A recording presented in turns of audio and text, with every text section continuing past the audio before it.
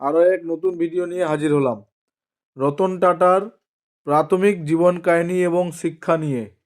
Ratan Tata British রাজত্বকালে মুম্বাইতে একটি পার্সি পরিবারে জন্মগ্রহণ করেন 28শে ডিসেম্বর 1937 সালে। তিনি ছিলেন নেভাল টাটা, যিনি সুরাটে জন্মগ্রহণ করেছিলেন এবং পরে টাটা পরিবারে দত্তক গ্রহণ করেছিলেন, এবং সুনু টাটা, টাটা গ্রুপের প্রতিষ্ঠাতা জামশেদজি টাটার ভাগ্নি এর পুত্র। টাটার জন্মগত পিতামহ হরমুসজি টাটা রক্তের সূত্রে টাটা পরিবারের সদস্য ছিলেন। এরপরে 1948 সালে যখন টাটার বয়স 10 বছর, তখন তার বাবা মা আলাদা হয়ে যান এবং পরবর্তীকালে তাকে তার দাদি এবং রতনজি টাটার বিধবা স্ত্রী নওয়াজভাই টাটা লালন পালন করেন। তারপর তার এক ছোট ভাই জিমি টাটা এবং এক সৎ ভাই নোয়েল টাটা নেভাল টাটার দ্বিতীয় বিবাহের সাথে তার সৎ মা সিমন টাটার সাথে এবং দুই সৎ বোন সিরিন এবং ডিয়ানা জিজেবেভয় তার মায়ের দ্বিতীয় বিবাহের সাথে। তারপরে টাটা মুম্বাইয়ের ক্যাম্পিয়ন স্কুলে 8ম শ্রেণী পর্যন্ত পড়াশোনা করেন। এরপরে তিনি মুম্বাইয়ের cathedral and John Connon school, সিমলার বিশপ কটন স্কুল এবং নিউ ইয়র্ক সিটির রিভার ডেল কেন্ট্রি স্কুলে পড়াশোনা চালিয়ে যান। তারপর যেখান থেকে তিনি 1955 সালে স্নাতক ডিগ্রি অর্জন করেন, টাটা কর্নেল বিশ্ববিদ্যালয়ে ভর্তি হন, যেখান থেকে তিনি 1962 সালে স্নাতকোত্তর স্নাতক ডিগ্রি অর্জন করেন।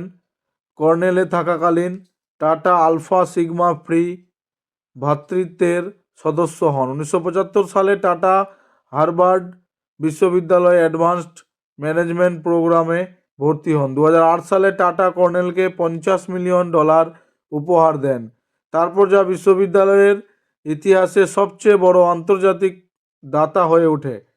তিনি টাটা হার্ভার্ড বিশ্ববিদ্যালয়কে $50 মিলিয়ন অনুদান করেছিলেন, যাতে একটি এক্সিকিউটিভ সেন্টার প্রতিষ্ঠা করা যায়, যা এখন টাটা হলো নামে পরিচিত, যা প্রতি বছর 9,000-এরও বেশি এক্সিকিউটিভ শিক্ষার্থীকে সহায়তা করে।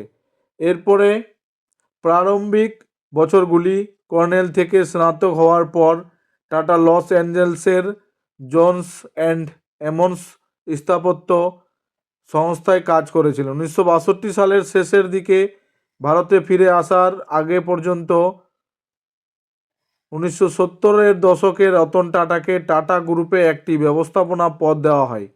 তারপর তিনি প্রাথমিক সাফল্য অর্জন করেন সহায়ক সংস্থা ন্যাশনাল রেডিও অ্যান্ড ইলেকট্রনিক্সকে ঘুরিয়ে দিয়ে, কিন্তু অর্থনৈতিক মন্দার সময় এটি ভেঙে পড়ে। এরপরে 1991 সালে জে.আর.ডি. টাটা সন্সের চেয়ারম্যান পদ থেকে পদত্যাগ করেন এবং তার উত্তরসূরি হিসেবে নাম ঘোষণা করেন। তারপরে প্রাথমিকভাবে টাটা বিভিন্ন সহায়ক সংস্থার প্রধানদের কাছ থেকে তীব্র প্রতিরোধের সম্মুখীন হন, যাদের সিনিয়র টাটার আমলে প্রচুর টাকার কর্মক্ষম স্বাধীনতা ছিল। প্রতিক্রিয়ায় টাটা ক্ষমতা একীভূত করার জন্য বেশ কয়েকটি নীতি বাস্তবায়ন করেন, যার মধ্যে রয়েছে অবসরের বয়সসীমা বাস্তবায়ন। এরপরে সহায়ক সংস্থাগুলিকে সরাসরি গ্রুপ অফিসে রিপোর্ট করার এবং টাটা গ্রুপ ব্র্যান্ড তৈরিতে সহায়ক সংস্থাগুলিকে তাদের মুনাফা অবদান রাখার বাধ্যকতা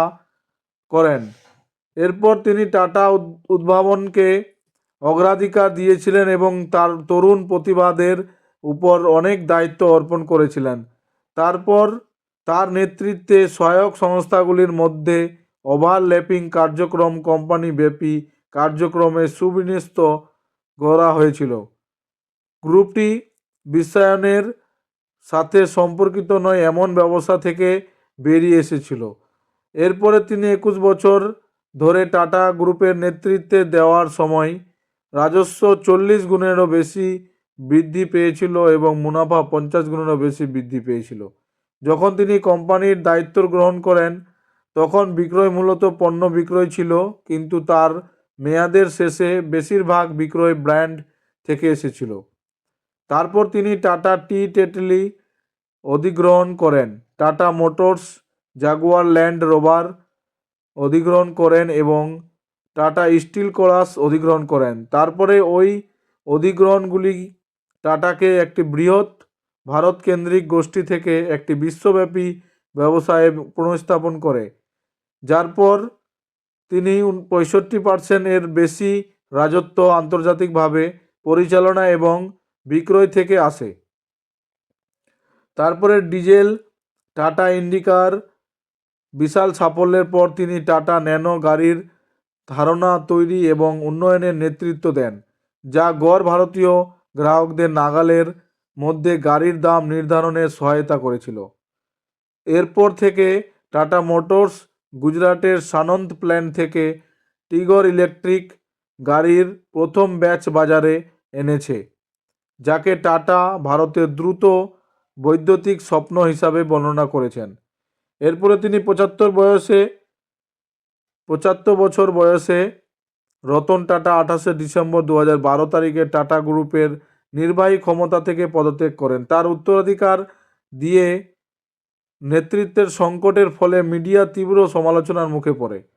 কোম্পানির পরিচালনা পর্ষদ তার উত্তরসূরি সাইরাস মিস্ত্রিকে নিয়োগ করে, যিনি টাটার আত্মীয় এবং সাপুড়জি পোলনজি গ্রুপের পালনজি মিস্ত্রির ছেলে, যা টাটা গ্রুপের বৃহত্তম ব্যক্তিগত শেয়ার হোল্ডার ছিল।